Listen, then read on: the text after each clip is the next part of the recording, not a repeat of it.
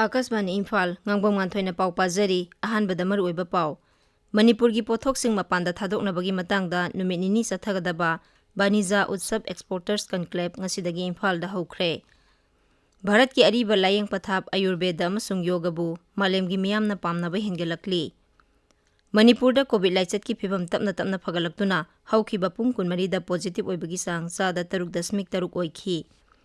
Kendragi Mantri Sarbanand Sonowal Assam ki Rajya Sabha seat ki damak mirepse pisinkhre amasung leibak asida hojik phawbada COVID ki vaccine dose koti 35 lakh 35 hena kapkhre.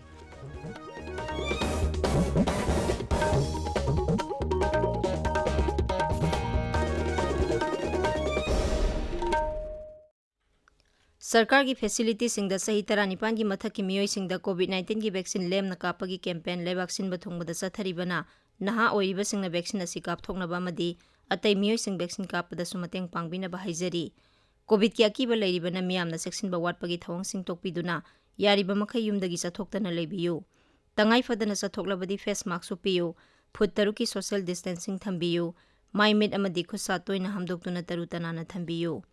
Covid का मरी लेनबा इपाउ सिंह अमदी मतेंगी दमक national helpline number सिंगना 01123978046 अमसुंग 1075 ने अदुगा राज्य की helpline number ना 0385241168 अमसुंग 1800345381 ने हौजिक मपुंग ओइबा पाउ मुख्यमंत्री नोंगथोमम villain ngasi सिंगमैरोंग दा लेबा होटल क्लासिक ग्रांडे दा बानिजा उत्सव एक्सपोर्टर्स कन्क्लेव हौदोखरे उत्सव असिना मणिपुर की पोथोक कया मपान लमदे योनबा होनबदा कानबा कया पीरगनी नुमित निनी सुपना सथागदबा उत्सव असि राज्य की टेक्सटाइल्स कॉमर्स एंड इंडस्ट्रीज विभागना केंद्र की directorate general of foreign trade अमसुंग federation of Indian export organization का पुन्ना सिनबनी थौरम अदुदा मुख्यमंत्री ना हाई थौरम असिना राज्य असिगी एंटरप्रेन्योर सिंग दा साउना कानबा फंगहलगनी राज्य असिबु हेना सौखरहनबगीदमक इंफ्रास्ट्रक्चर सेमगटपा अमसुंग लंबी थोंगी फिबम फगरहनबता नतना रेल लंबी की खुदोंसाबा थुना फंगहनबा सरकारना कन्ना होटनरी मोरेदा लेबा इंटीग्रेटेड चेक पोस्ट अमसुंग लैंड कस्टम स्टेशन मथौ तौबा हौरे मोरेदगी थाईलैंड फाउबा कंफाल लंबी समनहंदुना ललोलिति की थबक खुमांग यांगना पाइखनबा होटनरी थौरांग असि माइपाक्तुना थबक हौरबदी राज्य असिगी मगुन लेरबा पोथोक कया खानोंपोक एशियागी लेबाक सिंगदे योंदुना राज्यगी सेल थुमगी फिबम फगरहनबदा साउना मतेंग ओइगनी मांगना हाई केंद्र सरकार की मतेंग लोइनना इम्फाल वेस्ट की लंबोई खोंगनांगखोंगदा ट्रेड एंड एक्सपो सेंटर हांगदोक्तुना राज्य असिगी आर्टिसान वीवर मदी खुदहैबा कयाना पुथोकपा पोलमसिंग मपान लमदा योनबा ngamnaba थबक पाइखटली मसिगी मथक्ता राज्य असिगी जिला निपानदा कोल्ड स्टोरेज यावबा मेगा फूड पार्क सिंग सेमगटली फूड प्रोसेसिंग सेंटर सिंग लिंखतुना राज्य असिगी हैरा कया मगुन लेबा मओंगदा सेम सादुना मपान लमदा योनबा सुहोनरी I would also like to take this opportunity to highlight certain areas which needed to consider to further consolidate the efforts made towards promoting exports of local products. A special provision on the line of the Indo-Myanmar border, free trade. Through Modi, Manipur will boost the prospect of trade and export in a state of transition to normal trade, resulted in levying of, as Industry Minister mentioned, 40% duties, adversely impacting trade through Modi. थौरम अदुदा सरुक याखिबा केंद्र की शिक्षा अमसुंग मपान थौरम राज्य मंत्री doctor R K. Ranjan high प्रधानमंत्री नरेंद्र मोदी ना लेबा असिदा साजबा पोथोकसिंग पुंगनिंग थौगतुना हेना साउखटहनबा होटनरी अवांग नोंपोक लमदम असि खा नोंपोक एशियागी लेबा कयागा युमथंगनबा मरमना लेबाकसिंग असिदा ललोलेति की थबक माइ पाकना सथरबदी राज्य असिगी सेल थुमगी फिबम फगटहनबदा साउना मतेंग ओइगनी मसिना एक ईस्ट पॉलिसी की इंजिन ओइदुना मणिपुरबु साउखटपगी माइकैदा खुमांग यांगना सेनखटपा ngamhangani मसिगी दमक केंद्र की मपान थौरम मंत्रालय की माइकैदगी पांगबा याबा mateंग सिंग पांगनी India's peace and not peace share tremendous amount of international borders. This brings in the opportunity to trade with our neighbors. For far too long, this aspect of India's physical geography and the cultural connect across these borders have been at a back burner at its policy. Will unlock the opportunities and can transform this region into an engine of growth and peace. थौरम अदुदा राज्य की textiles Commerce and Industries Mantri Thongam Biswajit amasung makok thongba official kaya saruk yakhi. Mukhyamantri Nongthombam Biren hayang Tamenglongda satkadawriba sigi yenglaga mahakpu taramna oknaba mafam adugi miyamna mapung phana sem sare.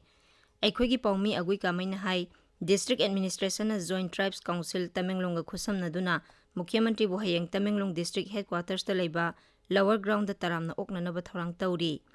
Mukhyamantri gi khongset manungda jila asigi tongan-tongan ba mafamsingda paikhatpa project kulhumdoi sangagani amasung atopa project ani amagina urep uyung tamgani.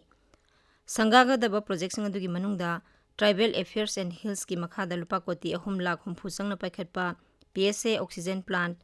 Haksel Vibhag ki makhada lupa koti 3 sangna paikhatpa additional 30 bedded hospital,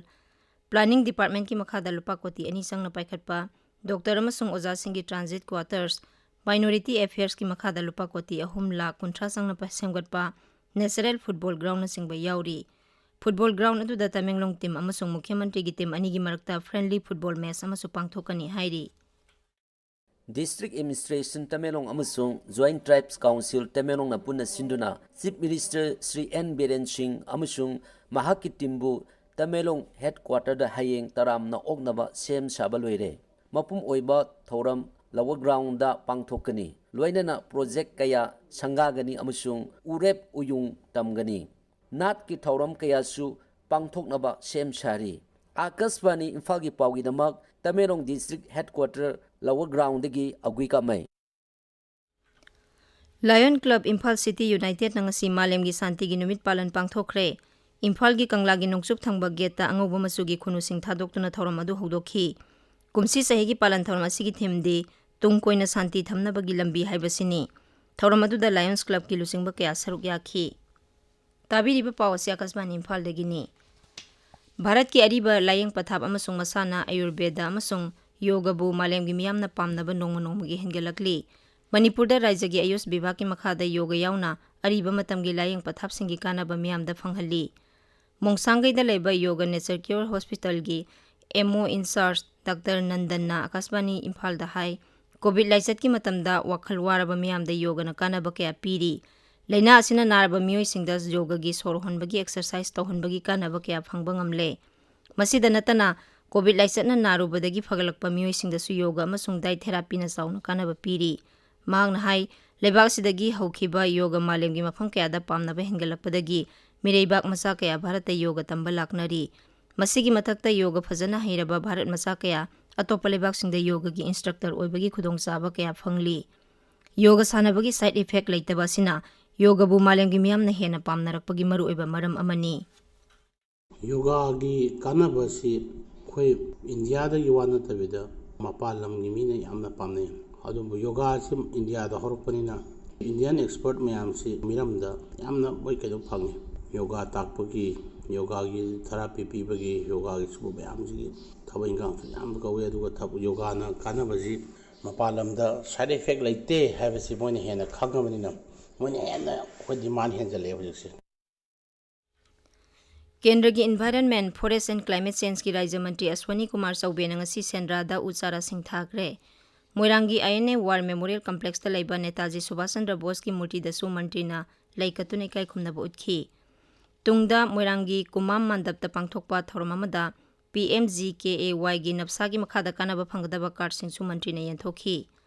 Thoramadu da mantri na hai Mukhyamantri Nongthombam Biren gi lamjing makhada raija sida masak thokpa chawkha thorangi thabak kaya uba phangle. Pradhan Mantri Narendra Modi na awang nongpok lamdam chawkhat hanabagi damak thausil thorang kaya paikhatuna kan honari. Mahang na hai Manipur gi phajaraba saksa yuthak amadi kala sanskriti na raija sigi top top saktam ama uthokpa ngamli.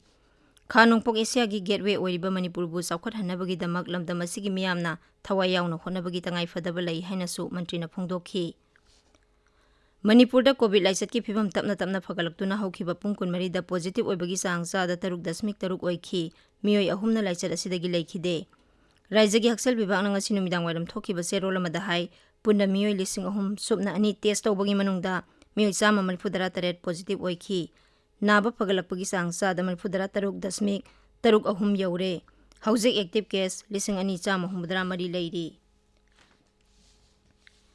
Manipur na Bharat ta tinkhiba matamda leiramba lamdam asigi pak sawba ngamkhagi saruk adu lengdana thamnaba Manipur Democratic Alliance ki convener M Tombi na dabi tawri. Imphal ngasi paumishing ka unaba amada Sri Tombina hai Manipurgi Kabo Valley Myanmar da pithokibagi nungaitaba kaya lairingai serakta haujiksu ngamkhaigi yumbi kaya asengba mafamdagi hongdok hongjin tawbagi wafamsing lakliba si taraina lawba sumloi Kendragi mihut kangbu amana yengsinba laktriba phawba ngamkhai sambal khabagi thabak lebhaliba si thagatningai ni English nga masamapan ni Phumapan gi Manipur Merger Agreement amasung masina Manipur da ohelakpa singri matangda khanane nabagi tharom amang asi DM University campus ta leba MSU headquarters ta pangthokre MSU MKIL amasung UPF na puna sinba tharom aduda akhanga hei kayana Manipur na Bharat ta tenkiba amasung madugi matungda Manipur da oirakliba phibam kayagi matangda wa ngangkhi Sumang lilagi nupi khonjel da saisakpa miyamna sakthekpi naba haina khangnaba saknairaba saisakpa Saudhuri Mayum Nabachandra Sharma masagi anaba madagi ngasi Imphal gi Brahmapur Nahapam da leba masagi yumda lekhidre masagi sahi humpurom sukre Nabachandra Sharma na Manipuri Sumang lilagi anoba saglon ama oiriba isai lila singda nupi khonjel da sakhiba isai kya haujiksu miyam gi thamoi da ningsingduna leiri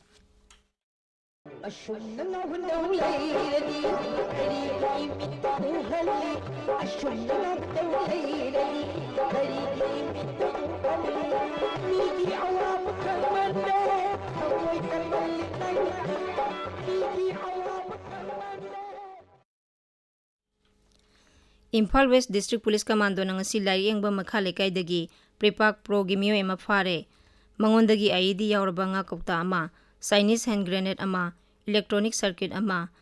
detonator yauna bomb sabada sizinaba potlam kaya phangle faraba miyo ase English ngani tarahumdoi da Mukhyamantri gi Banglo Gate amasung Route 39 restaurant ta IED sizinaduna attack tawbada senhaba misakni hairi Akashbani Imphal dagi pauta biri Kendragi Mantri Sarbanand Sonowal Assam gi Rajya Sabha seat ki damak mirep se pisin khre Guwahati da ngasi mahaki mirep se pisin ba duda Rajya gi Mukhyamantri amasung BJP lusingba Himanta Biswa Sharma amadi dol gi lusingba kaya saruk yakhi Mikhal mathang thagi mari da pangthokani aduwainamak Assam gi hanagi Mukhyamantri asi lamba yaudana karaba yai Leibak sinba thungba da chathariba COVID vaccination drive ta hojik phawbada vaccine dose ko ti 35 lakh 35 hena kapkhre COVID ki apunba positive case ki sada sino dasmik mapan ani active case ki masing oiri masi mamang sahi gi March tagi khwaidagi nemba sangni Leibak asigi hojik COVID ki active case lakh 3,000 rom oiduna haukiba numit sama marifuni da khwaidagi nemba sang oire haukiba pung kunmari da punna COVID ki anoba case 13,635 thengnakhi haiba matam asida miyo 13,3 samri humpumapan naba phagalakhiba loinana Naba phagalakpagi sang sada marifudara taret dasmik taret manga yaure. Pradhan Mantri Narendra Modi na tha asigi kuntarukta Akashbani gi Man ki Baat thoromda Leibak asigi amasung mapan lamgi miyamda mahaki pungningi wa phongdokani. Masi thagi oiba thorom asigi 35 suba episode ni. Pradhan Mantri na thorom asida miyamna makhoi gi wakhalon phongdoraknaba hairi miyamna namo F natraga MyGov open forum da makhoi gi mot pirakpa yagani. Toll free number 1800117800 da su phone taruktuna makoina Pradhan Mantri da tharakpa message adu Hindi natraga English ta record tawgani phone line sing asi tha asigi kunmari phawba hangani miyamna 1922 da miss call ama piraklaga makoigi SMS adu Pradhan Mantri da link tawbasu yagani Loisilakpada COVID-19 dagi ngakthoknaba face mask uppa phut taruk lapnana leiba khosa amadi maimi tarutanana thamba haiba asamba thawng ahum asing ngakna chatpinaba amuk hana ningsingjari aroibada maruiba paw amuk hana Manipur gi pothok sing mapanda thadoknabagi matangda numit nini sathagadaba Banija Utsab Exporters Conclave ngasidagi Imphal da haukhre Bharat ki ariba layeng pathap Ayurveda amasung yoga bu malemgi miyamna pamnaba hengalakli Manipur da COVID laisat ki phibam tapna phagalaktuna haukiba pung kunmari da positive oibagi sang sada 3.3 oikhi Kendragi Mantri Sarbanand Sonowal Assam gi Rajya Sabha seat ki damak mirep se pisin khre amasung Leibak sida hojik phawbada COVID ki vaccine dose ko ti 35 lakh 35 hena kapkhre pauloi jare